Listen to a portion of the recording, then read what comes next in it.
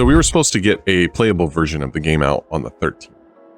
And it was going to be a new version, completely different than what we were kind of making. And we missed it. But I think it was actually good luck for us because I'm glad at what it revealed and what we were able to discover from trying to meet that. I would kind of call it a soft deadline because there was no actual hard, thing that we had to commit or present to. It was more just internal goal setting, but I'm actually kind of glad it happened. We had what we were trying to achieve for that date. We had a lot of internal problems in the files and the source control and the way that we were managing the files. We had lots of people, 3 of us primarily, working on several different branches, different prefabs, and basically it all came to a head on Friday when we tried to merge everything together. There's probably devs listening to this right now and just like rolling their eyes like, oh yeah, I'm sure. And I have my own horror stories with source control and things like that. I think what happened is we were trying to do something quite quickly, and so we were all kind of working in our own space, and then when we're just like, oh, we'll just put it all together. But as you guys know, like there's so many little pieces of each element and each prefab or each piece of code that touches another piece of code in prefab, and trying to put all those pieces back together and then choosing which ones to keep, which ones to not keep, who should be overwritten, who should not be overwritten. It all kind of came to a head on that Friday. And I think the other part of it really comes down to what happened is on our early prototype, the early version of what we made, that we were able to actually put out a playable version of that game, was not the game we wanted to make.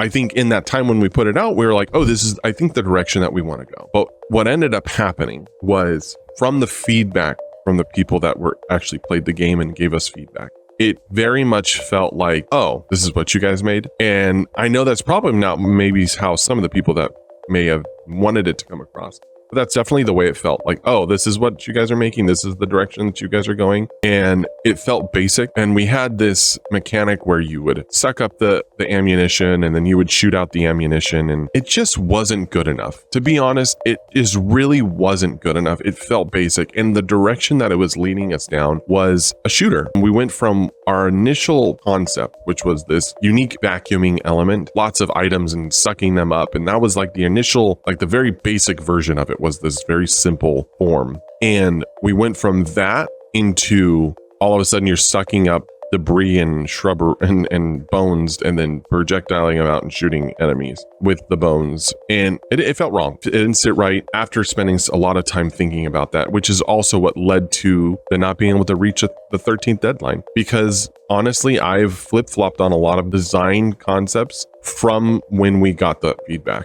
It kind of shook where we were on what we wanted to be. And I've been struggling heavily with that. So realizing that we were headed in that direction, it became this weird vacuum pseudo shooter direction, which was, like I said, it's not really what we wanted to be. There's certain expectations when you make a shooter. There's a certain type of gun feel and expectation when you go into that field and genre that I think we just didn't want to even compete when. I spent a lot of time doing research on that field itself. I looked at all the different games that are out there, like in the indie space specifically. And one of the things I found is it's highly competitive. I found lots of really, really good games I would be proud to make that did very poorly. It seemed like they marketed decently, but generally, like if you just take it like face value, you take a look at some of the games that are out there are in that field that we potentially may have been competing with. It just wasn't good. That's not the direction we want to go. We don't want to compete with this. We don't want to be that because there's such a high expectation for what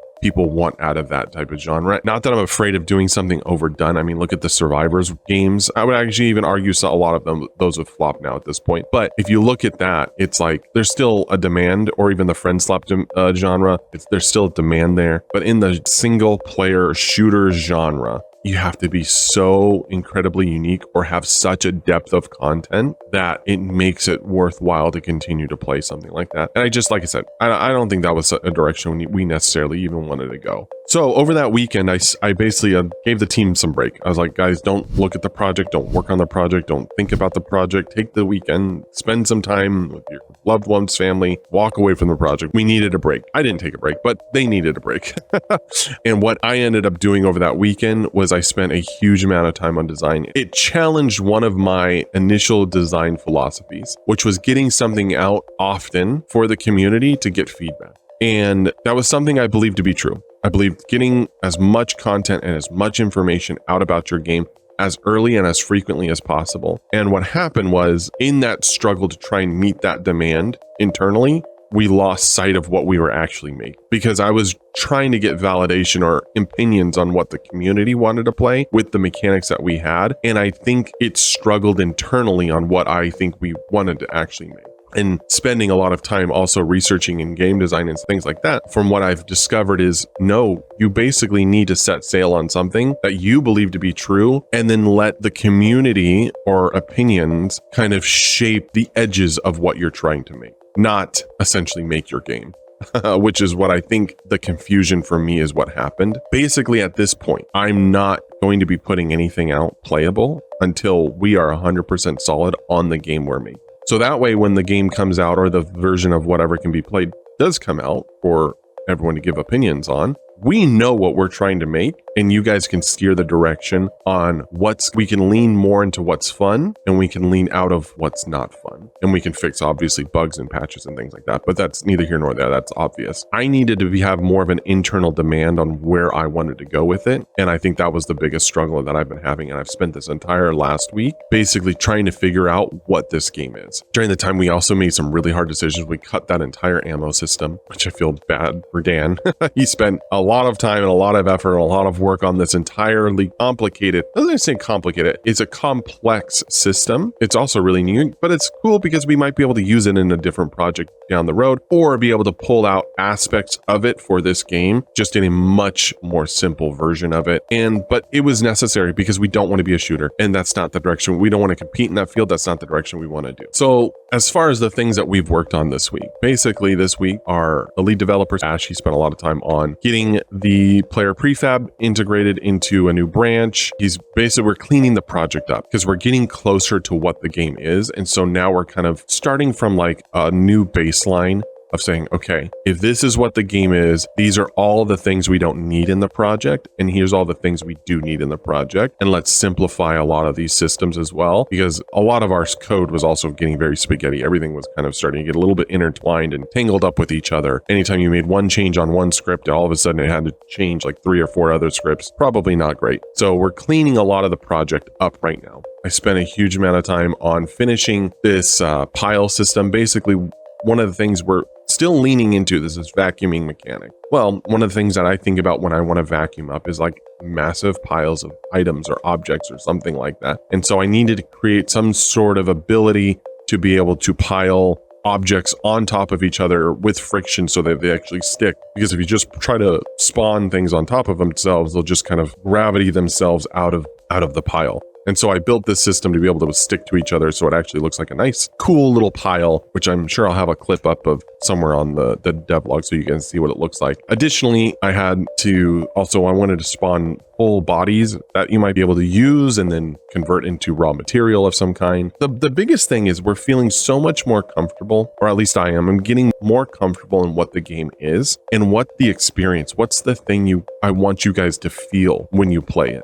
I think is really what I started digging into. What do I want to feel when I play this game? What is the experience I want to have? What do I want to be thinking about when I'm not playing and wanting to play it? And so that's how I've been approaching this new philosophy or this new direction in design, is what's the feeling I want you guys to have. And hopefully we can have you have that experience and that feeling in the next few weeks. But I'm not promising anything because I want to make sure I get it right this time. I want to make sure that even with the feedback that goes out, I can feel confident about the game, that I know we're in the direction we're going, regardless of the feedback. And all I have to do is fix the edges, lean more into what you guys are having fun with, lean out of what you're not having fun with, and fix bugs, essentially. That's how I want to manage the feedback moving forward. I think we're, in general, the team and us, be much more proud of the game that we're going to be producing in the future.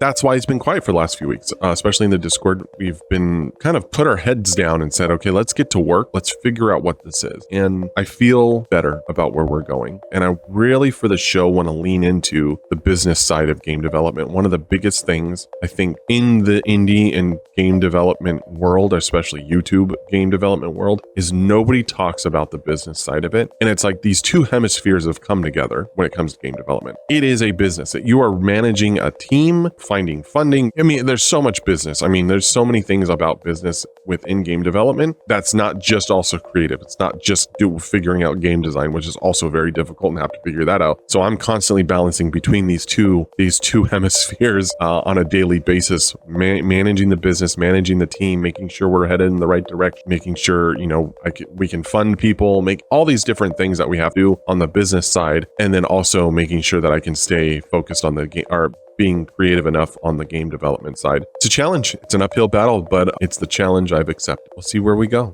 And anyway, that's it. That's the devlog for this week. And we'll see you guys next week. And hopefully we'll have some interesting things for you guys to see.